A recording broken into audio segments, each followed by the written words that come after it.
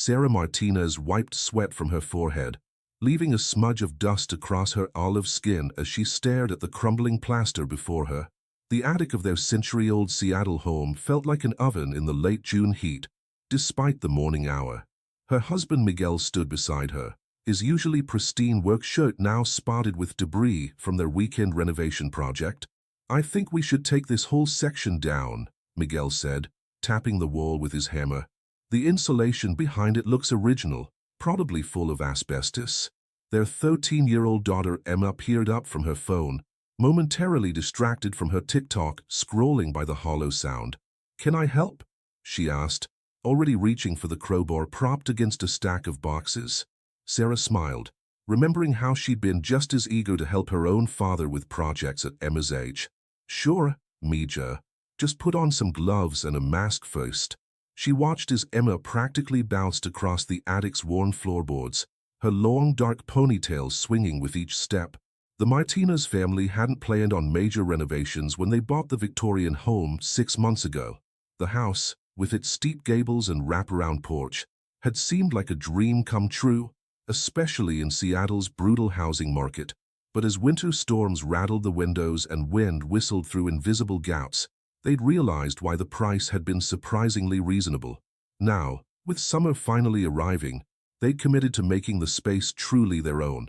The wall came down easier than expected, sections of plaster crumbling away to reveal the wooden laths beneath.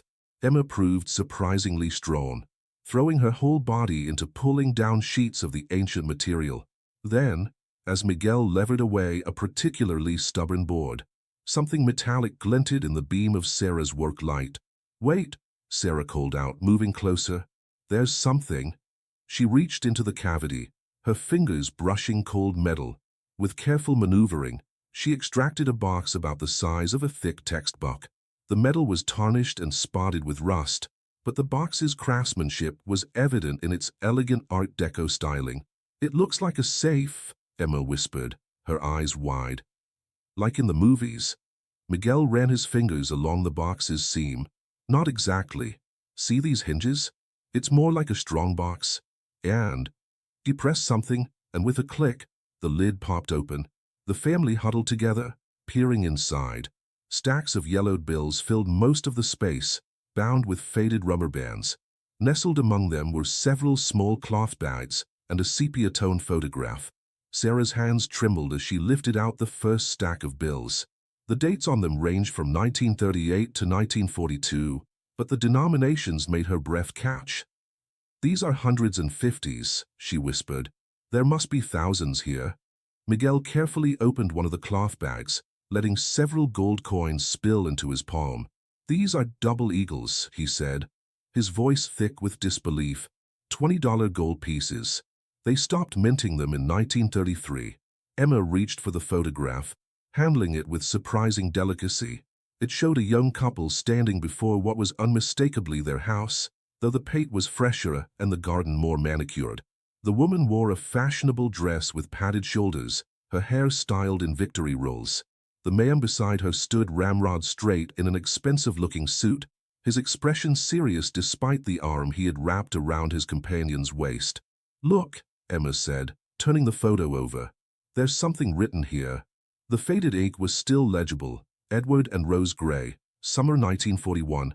Sarah sat back on her heels, her mind racing. The excitement of their discovery was already being tempered by questions. Who were the Grays? Why had they hidden their wealth in the walls? And what were they, the Martinez family, supposed to do with it now? Miguel seemed to read her thoughts. "We should call someone," he said, though he didn't specify who. "The police? A lawyer? The Historical Society? Can we?" Emma hesitated. "Can we look around more first? There might be other things hidden, like a treasure hunt." Sarah exchanged glances with Miguel. They both recognized the gleam in their daughter's eyes, the same one they'd seen when she discovered her love of solving riddles, of unraveling mysteries in her beloved detective novels. And if they were honest with themselves, they felt it too. That pull of curiosity, that desire to understand the story behind their discovery. "We'll take it one step at a time," Sarah said finally. "First, let's document everything we've found." Then we can start researching the grays. She pulled out her phone and began taking photos of each item as they removed it from the box, laying everything out carefully on a clean drop cloth. The rest of the morning passed in a blur of activity. The renovation forgotten, they cataloged their findings: $23,400 in vintage cash, 37 gold double eagles, and a handful of jewelry pieces they found wrapped in silk at the bottom of the box. The photograph they placed in a protective sleeve from Emma's trading card collection. As they worked, theories flew back and forth. Emma, drawing from her extensive knowledge of historical fiction, suggested the Greys might have been spies, hiding funds for some secret wartime mission. Miguel wondered if it might be ill-gotten gains, though the careful way everything had been packed and preserved suggested otherwise. Sarah found herself studying the photograph repeatedly, drawn to Rose Gray's gentle smile and the way Edward's stern expression softened around the eyes when he looked at her. By early afternoon, they had relocated to the kitchen table, laptops open and empty coffee mugs scattered between them. Emma had already created a detailed spreadsheet of their findings, complete with estimated values based on current gold prices and collector websites. "Look at this," Miguel said, turning his screen toward them. "I found an article from the Seattle Times archives. Edward Gray was quite prominent in the 1930s. He owned several successful shipping companies. But by the late 1940s, something changed. He became reclusive, sold off most of his businesses, and—" he paused, scanning the text. "And his wife Rose disappeared from all social notices after 1943. Sarah felt a chill despite the warm kitchen. Disappeared how? It doesn't say specifically, but there's a small item from 1944 about Edward Gray offering a substantial reward for information about recent events at the Gray residence. Nothing about what those events were, though." Emma had been unusually quiet, focused intently on her own research. "Dad," she said suddenly, "can you go back to that photo from the article? The one of their wedding?" Miguel obliged, and Emma quickly pulled up another window. "Look at this," she said, excitement coloring her voice. "This is from the Historical Society's online archive. It's a photo of the house from 1945, and look at the garden." They leaned in. The photograph showed their home in autumn, leaves scattered across the lawn. But what caught their attention was a peculiar pattern in the flower beds, concentric circles of different plants, with a rose bush at the center. "Now look at this," Emma continued, sketching quickly on a piece of paper. "I noticed something weird about how the money was arranged in the box. The stacks weren't just piled in. They were laid out in a pattern, like this." Her pencil traced circles within circles. Sarah felt her pulse quicken. "You think there's a connection?" Emma nodded enthusiastically. In all the old photos of the house, the garden looks super formal, all rows and squares, except for this one period in the mid-1940s, when it suddenly had this circular design. What if it wasn't just decorative? What if it was a message or a map? Miguel looked skeptical, but Sarah found herself considering the possibility. "The garden's nothing like that now," she said slowly, "but the bones of the landscape might still be there, under all the overgrowth. Can we look?" Emma was already pushing back her chair. "Please." Sarah glanced at Miguel, who shrugged and smiled. "We were planning to clear out the garden anyway," he said. "Might as well start now." The afternoon sun had lost some of its intensity as they stepped into the backyard. Their garden bore little resemblance to the neat space in the historical photo. Previous owners had allowed nature to take its course, resulting in a tangle of volunteer trees and ivy that threatened to swallow the original plantings. But as they began to clear away the overgrowth, patterns emerged. Old brick edging defined beds that did indeed curve in concentric circles. At the center, half hidden under years of accumulated leaves and dead branches, they found the remains of a rose arbor. "There's something else," Emma called out, kneeling by the arbor's base. "Look at these bricks. They're different from the others." Sarah joined her daughter, brushing dirt from the indicated bricks. Unlike the red clay ones that formed the bed borders, these were pale gray and bore no manufacturer's mark. They also seemed to have been laid more recently, their mortar less weathered. "Should we try to lift them?" Emma asked, already reaching for the garden trowel. Sarah hesitated. Their earlier discovery had been accidental, but this would be deliberate. Once they started actively searching, they'd be crossing a line, committing themselves to whatever mystery the Greys had left behind. Miguel placed a hand on her shoulder. "We could call someone first," he suggested again. "Get professional advice." But Sarah found herself thinking about Rose Gray's smile in that old photograph, about the careful way the money had been arranged, about the precision of the garden's design. Someone had wanted these things to be found, had planned for it, even. Perhaps they owed it to the Greys to follow the path they'd laid out. "Carefully," she told Emma, reaching for a trowel herself. "We'll do it carefully." The bricks came up easier than expected, revealing a space beneath that had been deliberately hollowed out and lined with concrete. Inside lay another box, smaller than the first but made of the same decorated metal. This one contained no money. Instead, they found a leather-bound diary, its pages filled with Rose Gray's elegant handwriting, and a letter addressed simply, "To whom it may concern." As the sun set behind Seattle's distant skyline, the Martinez family sat in their living room, the letters spread out before them. Rose's words, written over 70 years ago, painted a picture of a world on the brink of war, of fortunes made and lost, and of a love story that had ended in tragedy. Or perhaps they were beginning to suspect something else entirely. The first entry was dated September 1943. "My dearest Edward believes our wealth has brought us nothing but misfortune." Perhaps he's right. The accusations, the investigations, the whispers about war profiteering, they've changed him. He speaks of hiding everything, of protecting us from those who would take advantage. I fear for his state of mind, but I fear more what might happen if his paranoia proves justified. Emma sat cross-legged on the floor, carefully transcribing each word into her laptop. Miguel had spread out city maps and historical documents across the coffee table, marking locations mentioned in the diary. Sarah found herself returning to the photograph, studying Edward Gray's face for clues to the man Rose described. The diary entries continued through the autumn of 1943, describing Edward's increasing paranoia and Rose's growing concern. He began converting their assets to cash and gold, hiding portions throughout the property. Rose documented each location carefully, though in a code she had devised herself. "The garden is my key," she wrote. "Edward thinks me frivolous, rearranging the flowers so often. He doesn't realize I'm creating a map for the future. Each circle represents a truth waiting to be discovered. The roses mark the beginning, but they're not the end." The final entry was dated December 24, 1943. The handwriting was hurried, almost frantic. "They're coming."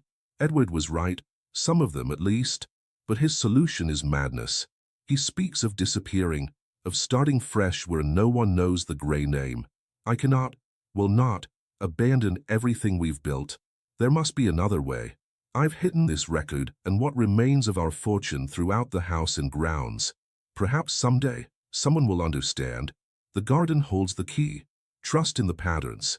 And most importantly, the entry ended there, mid-sentence. The remaining pages were blank. Sarah looked up from the diary to find Miguel watching her, his expression troubled. "What do you think happened to her?" he asked softly. "According to the newspaper archives," Emma said, consulting her notes, "Rose Gray vanished on Christmas Eve, 1943. Edward reported her missing the next morning, claiming she'd gone out for a late-night walk and never returned. The police investigated, but nothing was ever proven. Edward lived in the house alone until his death in 1962, becoming increasingly reclusive.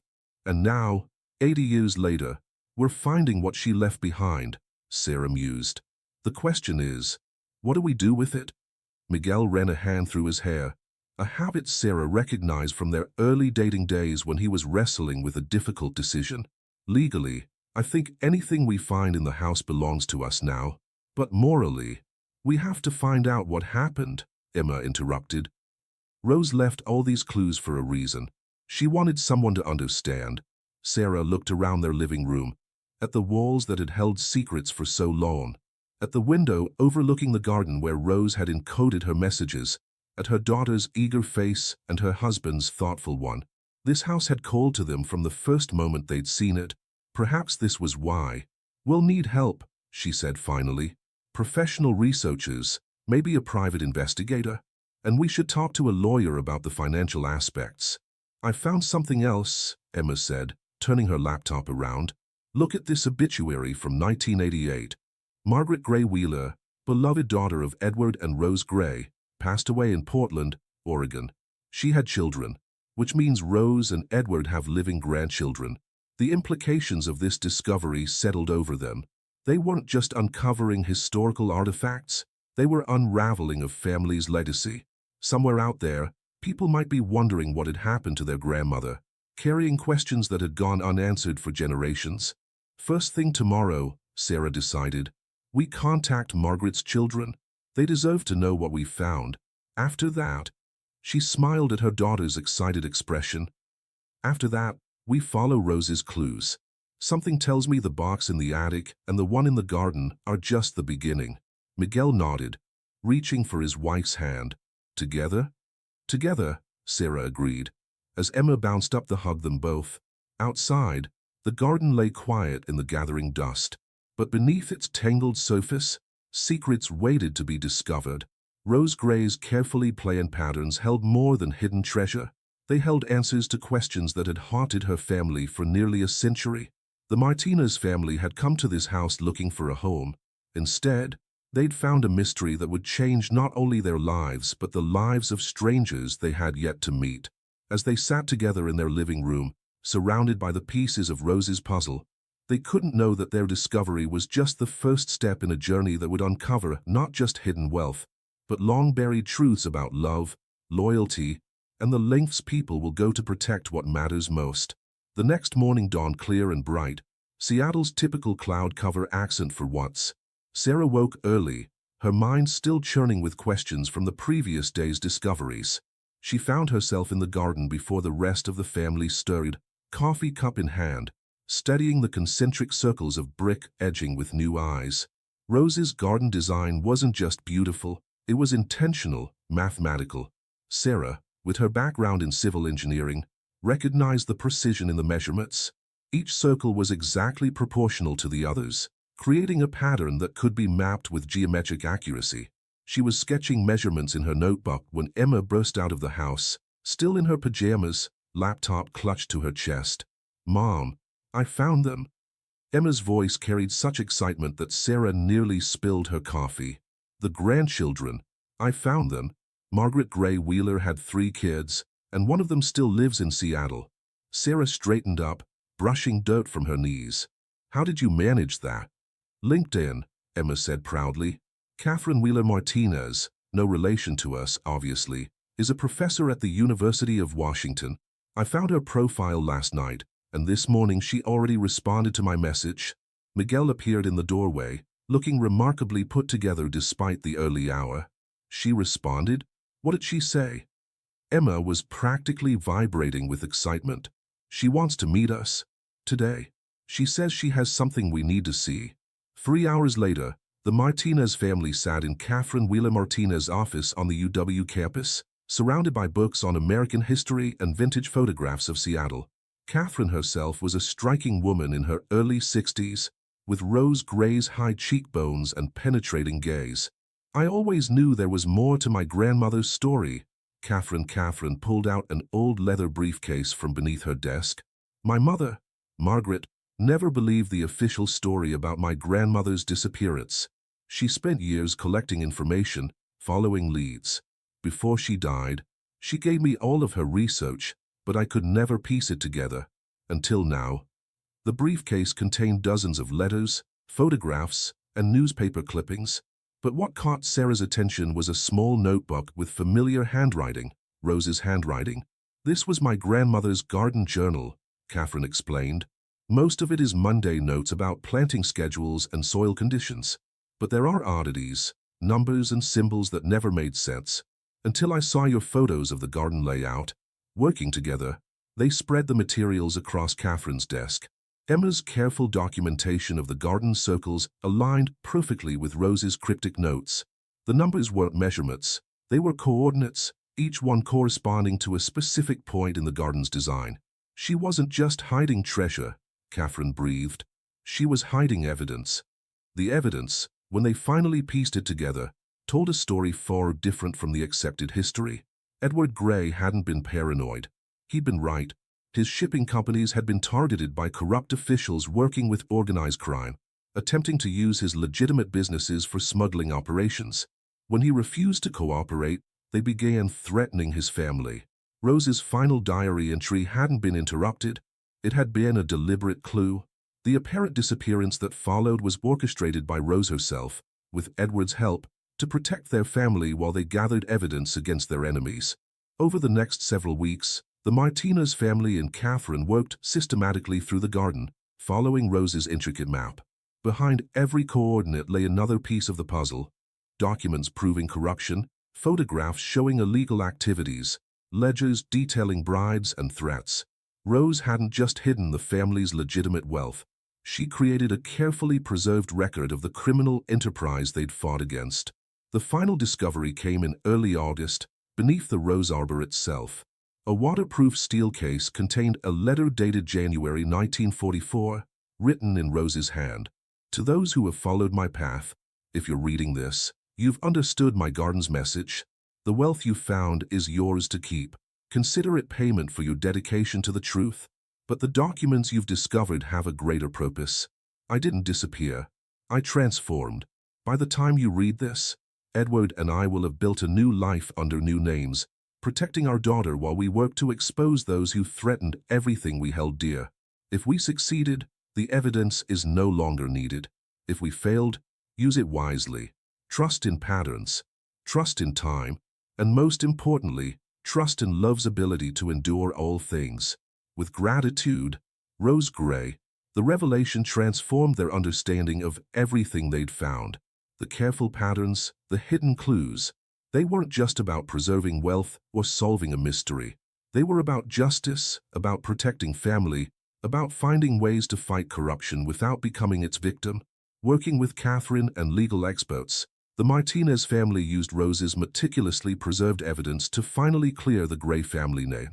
Though the original perpetrators were long dead, their actions had cast shadows over 3 generations of the Gray family. Now, at last, the truth could be told. The money and gold they'd found was divided between the Martinez family and Rose's descendants, but the true treasure was the connection they'd forged. Catherine became a regular visitor to the house, helping them restore Rose's garden to its original design. Emma, inspired by the experience, began studying cryptography and historical research methods. Sarah and Miguel found themselves drawn deeper into Seattle's preservation community, working to protect other historical homes and the stories they held.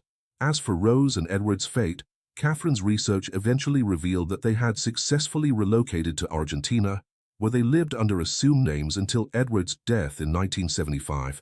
Rose survived him by nearly a decade, long enough to see her daughter Margaret one final time and know that her grandchildren were thriving. The house itself seemed to breathe easier once its secrets were revealed. The Martinez family completed their renovations, but they preserved the elements of Rose's design that had meant so much. The garden, restored to its cryptographic glory, became a local landmark, drawing visitors interested in both its beauty and its remarkable history. On warm evenings, Sarah often sat in the garden, watching Emma tend to the roses that still bloomed in the center of Rose's circles. She thought about the woman who had designed this space not just as a garden but as a message to the future, who had turned flowers and pathways into a code that would preserve truth across generations. They had come to this house looking for a home and found instead a legacy, not just of wealth, but of courage, intelligence, and unwavering devotion to justice. Rose's patterns had led them not just to treasure, but to truth. Her garden had grown something far more valuable than flowers.